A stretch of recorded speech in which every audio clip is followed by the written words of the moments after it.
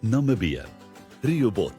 So wat 90 km suid van Windhoek sal jy die dorp op 'n hoë plateau met sy digte kameeldoringwoud landskap teekom. Die area het verskeie natuurlike warmbronne, terwyl die Oanopdam so wat 7 km buite die dorp 'n gewilde speelplek is met verskeie watersportaktiwiteite, restaurante en ook 'n wildreservaat.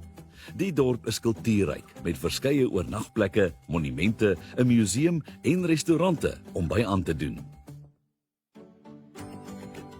Tsumeb. Die mineraalryke myndorp met sy eweryk geskiedenis is die naaste dorp aan die Etosha Nasionale Park. Hier is alles van 'n eie soortige treinoornagplek tot 'n hotel wat al vir 100 jaar bestaan. Singhatmere, 'n Olimpiese grootte swembad, 'n kultuursentrum en die Tsumeb Museum is van die toeriste aantreklikhede wat die omgewing bied. Grootfontein. Die landboudorp lê in die middel van 'n beesboerdery gemeenskap.